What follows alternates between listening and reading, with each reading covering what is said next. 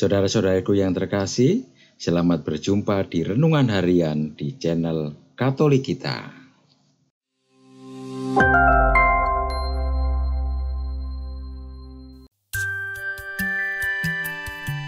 Hari ini, Senin, 9 September 2024, Pekan Biasa ke-23.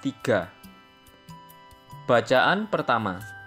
Bacaan diambil dari surat pertama Rasul Paulus kepada jemaat di Korintus, bab 5, ayat 1 sampai dengan 8.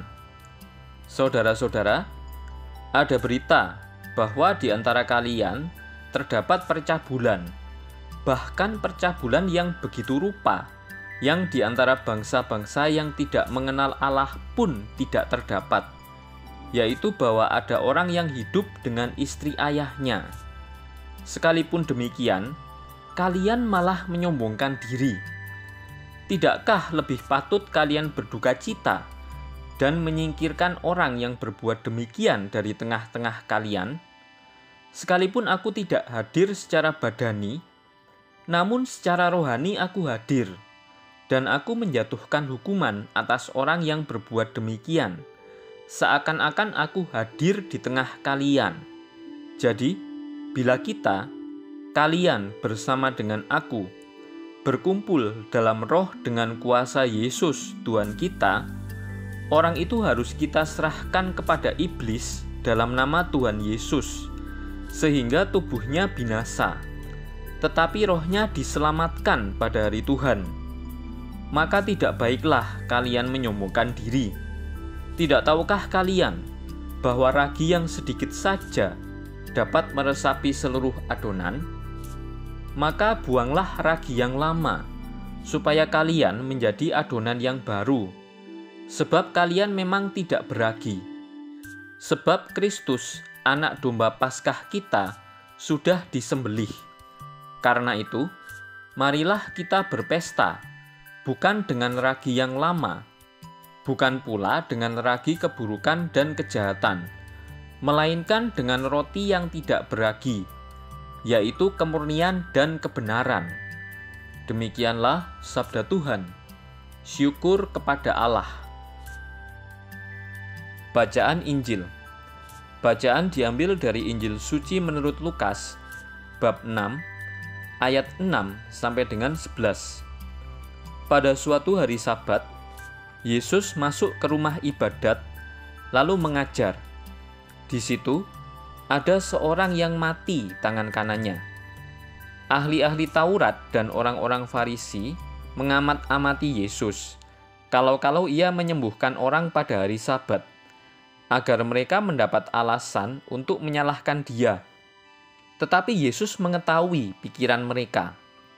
Ia berkata kepada orang yang mati tangan kanannya, "Bangunlah dan berdirilah di tengah." Maka bangunlah orang itu dan berdiri di tengah. Lalu Yesus berkata kepada mereka, "Aku bertanya kepada kalian, manakah yang diperbolehkan pada hari Sabat, berbuat baik atau berbuat jahat, menyelamatkan orang atau membinasakannya?"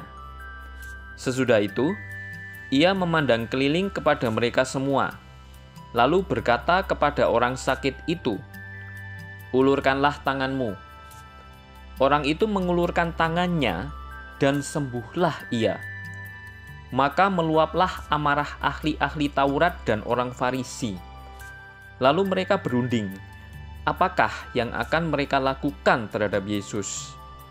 Demikianlah sabda Tuhan. Terpujilah Kristus. Dalam bacaan pertama, Santo Paulus mengingatkan umat di Korintus agar membarui diri dalam Yesus Kristus. Mereka hidup bukan lagi mengikuti keinginan daging, tetapi kehendak roh. Mereka harus meninggalkan cara hidup yang buruk dan jahat, menuju hidup murni dan benar. Dalam bacaan Injil, para ahli Taurat dan kaum Farisi memiliki niat jahat terhadap Yesus. Mereka melegalkan berbagai cara, termasuk memanfaatkan hari Sabat. Ketika roh jahat merasuki manusia, hati nurani tidak bersuara. Tuhan mengundang kita hari ini untuk membarui diri.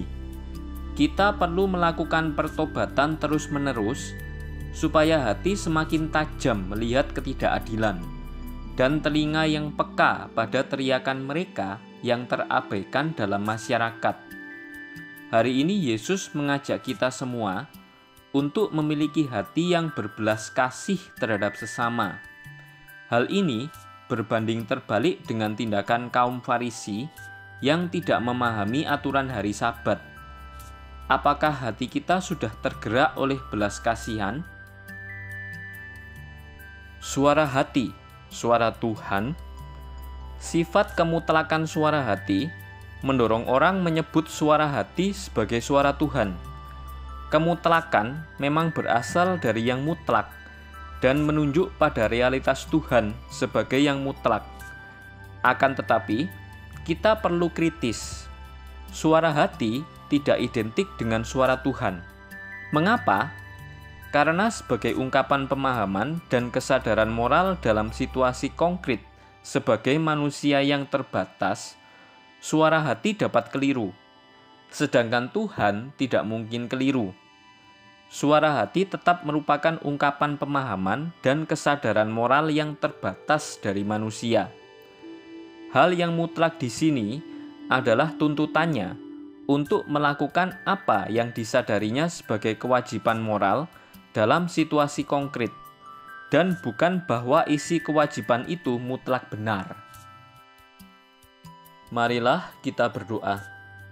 Allah Bapa, Sang Kebijaksanaan, Engkau menuntun kami untuk melihat setiap hal di dunia dengan bijaksana.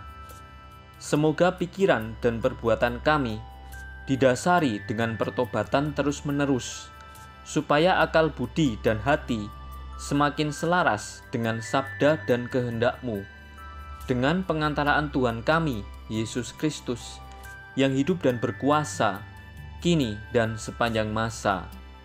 Amin. Saudara-saudari yang terkasih, terima kasih atas kebersamaannya dalam renungan harian ini. Kita jumpa lagi di renungan harian berikutnya. Berkah dalam.